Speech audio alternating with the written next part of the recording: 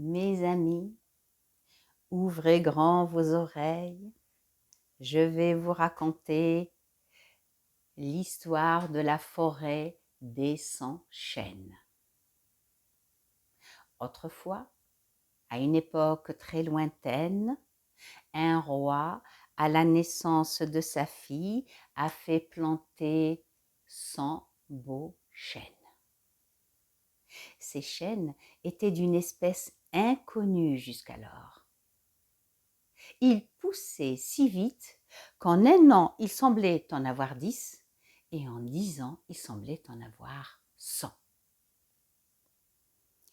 Le temps est passé, et au 20e anniversaire de la princesse, le roi a déclaré que celui qui serait capable de couper un chêne de la forêt des 100 chênes en une seule journée et sans se faire aider, aurait la main de sa fille. Mais il a ajouté que celui qui échouerait aurait la tête tranchée. Rien que ça. Eh bien, malgré la menace, beaucoup de prétendants se sont présentés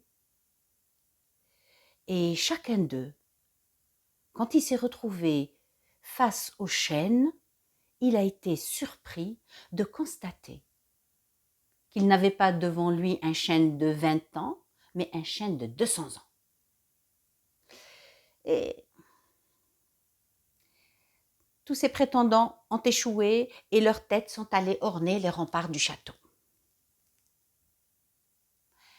Et voilà que la nouvelle est parvenue à un jeune bûcheron qui habitait très très loin. Ce bûcheron était robuste, fort et beau. De toute façon, on est toujours beau quand on est jeune. Et il avait surtout de l'expérience, de la volonté et de l'ambition. Il a saisi sa hache la meilleure et le voilà parti pour tenter sa chance. Il a marché par monts et par vaux. Et un jour, en traversant une rivière, son regard s'est posé sur une fourmi qui se noyait. Il n'a pas hésité, il l'a saisie dans le creux de sa main et il l'a déposée sur la berge. Et cette fourmi, aussi extraordinaire que cela puisse paraître, a parlé et a dit « Ô toi qui m'as sauvée, prends cette marguerite et emporte-la si un jour tu as besoin de moi. Souffle sur ses pétales et en un clin d'œil je serai près de toi. » Le bûcheron surpris, mais il a pris la marguerite, il l'a mise dans sa poche et il a continué sa route. Il a marché par monts et par vaux, et un autre jour, en traversant une rivière, pas une rivière, en traversant une forêt cette fois, il a aperçu un oiseau de proie pris dans un piège. Il a suspendu sa marche et il l'a libéré du filet qui le maintenait capturé. Et cet oiseau a parlé aussi, tout comme la fourmi, et il a dit « Ô toi qui m'as sauvé, prends cette plume et emporte-la. Si un jour tu as besoin de moi, souffle sur ses barbes et en un clin d'œil je serai près de toi. » Le bûcheron a pris la plume aussi et il a continué sa route, il a voyagé par monts et par vaux. Et un matin, en passant à proximité d'une ferme, il a entendu des couinements. Il a cherché d'où venait le bruit et il a découvert une petite souris prisonnière dans une cruche. Il l'a sortie et déposée à terre. Et comme vous l'avez deviné, cette souris a parlé aussi. « Oh, toi qui m'as libérée, prends cet épi de blé et emporte-le. Si un jour tu as besoin de moi, souffle sur ces épillets et en un clin d'œil, je serai près de toi. » Il a pris l'épi de blé et le voilà parti. Il a marché, et il a dû vivre plein d'autres aventures et d'autres péripéties qu'il a traversées. Et enfin, il est parvenu au château et il s'est annoncé comme prétendant. On l'a conduit dans la forêt des 100 chênes et là, il a été stupéfait de se retrouver face à des chênes de 200 ans au lieu de 20 ans. Mais rien n'est impossible à cœur vaillant. Il avait foi en lui, il avait du courage et beaucoup de volonté, comme vous le savez. Il a saisi sa hache et il s'est mis aussitôt au travail. Et pan, et pan, et pan, et pan, et pan. Incroyable, mais vrai, en fin de journée, le chêne était abattu. Il s'est présenté au roi. Le roi, qui n'a pas pu faire autrement que de le recevoir, alors qu'il espérait avoir une autre tête sur ses remparts, il l'a regardé, il s'est raclé la gorge. Bravo, bravo pour votre exploit, mais il vous reste encore une épreuve. Laquelle, votre majesté?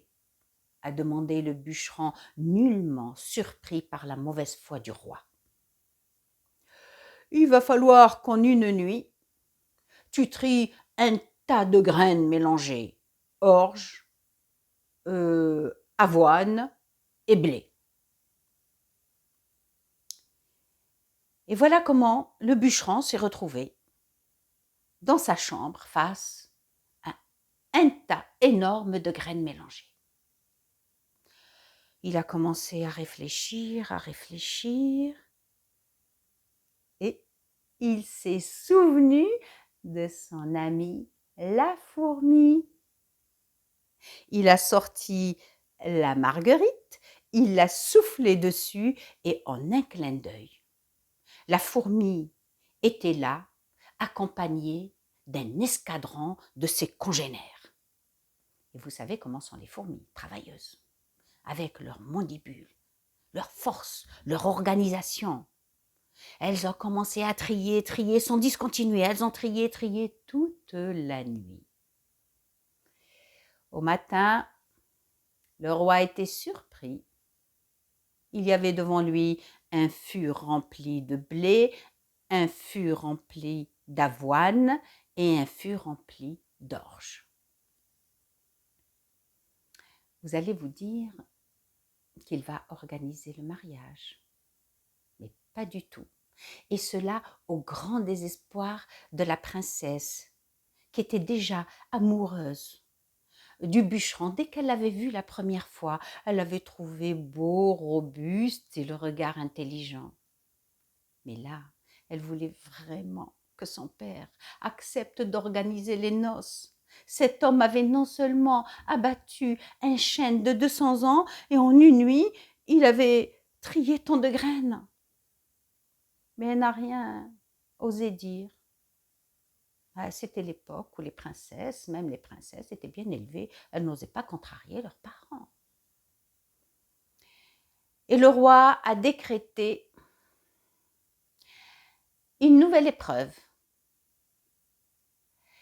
Il a dit au bûcheron qu'il avait une centaine de lièvres et qu'il fallait les conduire au pâturage toute la journée et les ramener le soir sans en perdre un seul. Je ne sais pas si vous avez vu des lièvres, mais ça court dans tous les sens. Comment les faire paître sans en perdre un seul? Le bûcheron a réfléchi et il s'est souvenu de son ami l'oiseau de proie. Mais oui, les oiseaux de proie, ça chasse. Il a sorti la plume, il a soufflé dessus et l'oiseau était là en un clin d'œil. Eh bien, croyez-moi ou pas, il a gardé le troupeau de lièvres et le soir, il a ramené au complet. Le roi, au lieu d'être satisfait, était déçu. Et au lieu d'organiser le mariage, il a imposé une troisième épreuve. Il a dit au bûcheron de lui rapporter la bague que la princesse avait au doigt. Sauf que la princesse était enfermée dans une chambre tout en haut du donjon, c'est-à-dire un endroit inaccessible. Le bûcheron n'a pas eu à réfléchir longtemps et, comme vous l'aurez fait vous-même, il a sorti l'épi de blé, soufflé dessus et la souris était là. La souris s'est faufilée. D'abord, elle a subtilisé la clé de la chambre et elle est allée jusqu'en haut du donjon et elle est rentrée en se glissant sous la porte. Elle a trouvé la princesse en train de pleurer et de sangloter. Elle l'a consolée et elle lui a dit « Voici la clé. Ouvrez la porte et suivez-moi, avec votre bague au doigt surtout. » La princesse a accepté et elle a suivi la souris jusque dans la chambre du bûcheron. Le lendemain matin, le bûcheron devait présenter la bague dans la salle d'audience où l'attendaient le roi, ses ministres et les membres de sa cour. Eh bien, il s'est présenté cette fois avec la princesse à ses côtés. Lorsque le roi l'a vue, il a failli s'étouffer, il est devenu tout rouge et avant qu'il ne prononce un mot, c'est le bûcheron qui a parlé. « Votre Majesté, la bague est là. » « Comment ? » ?»« Oui, elle est là au doigt de votre fille, mais elle est là comme vous l'avez exigé. N'ayant pas pu la retirer de son doigt, j'ai demandé à Sa Majesté la princesse de me suivre et elle y a consenti. Je vous laisse imaginer la tête du roi devant ses ministres et sa cour. Et avant qu'il ne riposte, c'est la princesse qui a parlé. « Mon père, cet homme est courtois et je sens qu'il surmontera toutes les épreuves que vous allez lui imposer, rien que pour vous plaire et vous satisfaire. Et je sais aussi qu'il sera un bon gendre. » Et elle n'a pas osé dire un bon mari, ça ne se faisait pas à l'époque. Et là, le roi n'avait d'autre choix que d'organiser les festivités pour les noces du bûcheron avec sa fille. On dit que ce mariage a duré 7 jours et 7 nuits. Et on raconte aussi que longtemps après, lorsque le roi est devenu très vieux et fatigué et qu'il a voulu se retirer pour se reposer, c'est le bûcheron, déjà bien initié aux affaires du royaume, qui l'a remplacé sur le trône. Ce bûcheron devenu roi, avec sa reine à ses côtés et ses nombreux enfants, a régné équitablement. Et mon histoire est partie en roulant et moi je suis restée dans la maison.